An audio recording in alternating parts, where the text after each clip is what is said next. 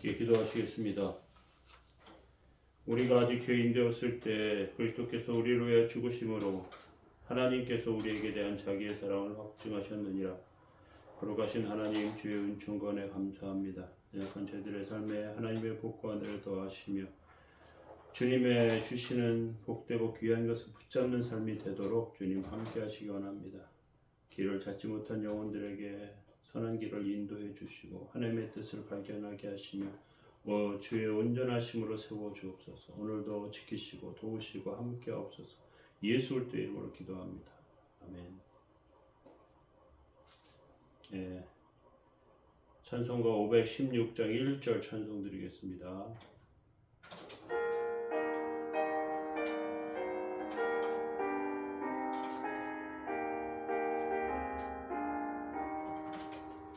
옳은 길 따르라 그의 길을 세계 만민의 참된 길 이 길 따라서 살 길을 온 세계에 전하세 만 백성이 나갈 길 어두운 밤 지나서 동뜬다 환한 빛 보아라 저기 주 예수의 나라 이 땅에 곧 오겠네 아멘. 함께 하실 말씀은 시편 120편 5절에서 7절까지 말씀입니다. 메세기에 머물며 계달의 장막 중에 머무는 것이 내게 화로다. 내가 화평을 미워하는 자들과 함께 오래 거주하였도다. 나는 화평을 원할지라도 내가 말할 때 그들은 싸우려 하는도다. 아멘. 시편 120편은 성전에 올라가는 노래입니다. 이스라엘 백성들은 성전에 올라가 제사를 드릴 때 그냥 올라가지 않고요. 성전으로 올라가는 노래를 불렀습니다. 그래서 나의 도움이 어디서 올까? 또 하나님께서 어떤 은혜를 주실까 하는 그런 신앙적인 그런 열심과 뜨거움이 그들 가운데 있었습니다. 예배를 대하는, 기대하는 마음은 그런 면에서 중요하다고 할 수 있습니다. 오늘 시편 120편 세 번째 말씀으로 나누도록 하겠습니다. 방황의 시간입니다. 덴마크인가요? 동화 중에 파랑새라는 동화가 있습니다. 두 남매가 행복의 파랑새를 찾아서 떠나는 그런 내용을 가지고 있습니다. 그런데 그 파랑새가 먼 곳에 있지 않고 가까이 있다는 것을 나중에 발견하게 되죠. 우리는 행복이 먼 곳에 있다고 생각하기가 쉽습니다. 우리의 좁은 우물을 벗어나 세상을 경험해 본다면 또 더 많은 것을 알게 된다면 우리는 행복할 것이라고 생각합니다. 그런데 멀게 간다고 또 미지의 곳을 찾아간다고 나를 발견하는 것이 아닙니다. 많은 사람들 마음속에는 방랑벽 같은 것이 있습니다. 세상 끝까지 가서 행복을 찾으려고 하는 것이죠. 그런데 물론 하나님께서 우리를 먼 곳으로 인도해 가실 때가 있습니다. 그러나 우리의 삶 가운데 참된 행복은 가까이 있고요. 하나님께 있는 것을 발견하게 됩니다. 5절에 보면요. 메세기에 머물며 계달의 장막 중에 머무는 것이 내게 화로다 이렇게 되어 있습니다. 여기 두 장소가 나오는데 하나는 메색이고요. 하나는 계달이라는 곳입니다. 메색은 이스라엘의 아주 먼 곳으로 북쪽에 올라간 지역이고요. 흑해 부근으로 알려져 있습니다. 왜 흑해까지 이스라엘 백성들이 올라가서 살게 되었을까요? 그것은 자신들이 사는 곳에 대한 만족감이 없었기 때문에 그렇습니다. 하나님의 세계가 너무 좁기 때문에 먼 세상에 나가서 장사하고 돈을 벌어서 성공하려고 하는 것이죠. 게달의 장막, 게달도 마찬가지입니다. 게달은 메섹과 정반대로 남쪽의 아라비아 사막에 위치한 지역입니다. 이스라엘 백성이 이곳까지 갔다는 것은요, 아예 그 사막을 돌아다니는 무리와 함께 섞여 있다는 것입니다. 그런데 이들은 한 가지를 발견하게 되는데요. 그것은 그 먼 곳을 메색과 게달을 찾아가서 돈을 벌고 많이 물질적인 것은 모았을지 모릅니다. 그런데 화평이 없다는 것입니다. 메색에 머물며 게달의 장막 중에 머무는 것이 내게 화로다 말하죠.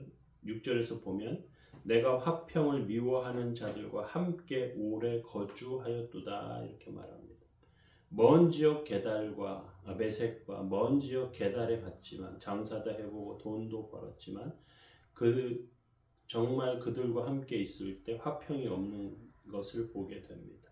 놀라운 것은 먼 곳까지 하나님께서 말씀으로 찾아오시는 것입니다.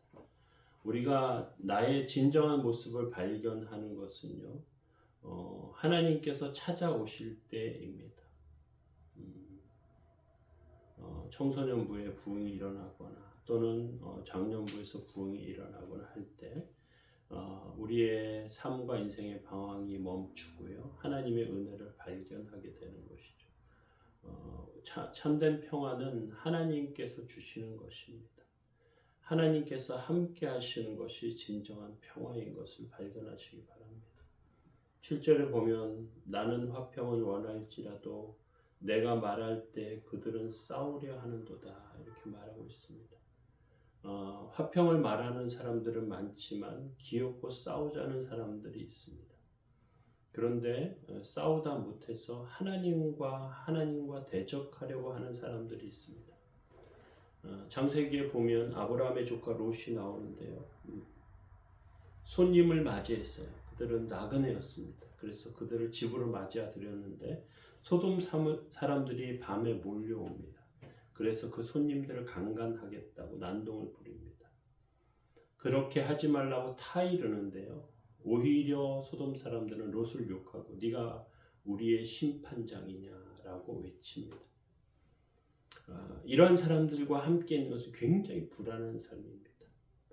풍요를 얻었을지는 모르지만 많은 물질을 얻었을지는 모르지만 평화를 잃고 불안한 가운데 살게 되는 것이죠. 우리 마음의 갈등은 먼데 간다고 해결되지는 않습니다. 오히려 가까운 데 있습니다. 먼 곳에 답이 있지 않아요. 우리의 눈이 멀어서 먼데 가서 답을 찾으려고 하고 방황하고 애쓰지만 그곳에 답이 있지 않은 것이죠. 하나님 안에 답이 있습니다. 하나님의 은혜가 우리를 붙들어 주는 것입니다. 사실 불안하고 또 불편한 삶은 우리의 그 심령의 안정감 가운데서 나오는 경우가 많아요.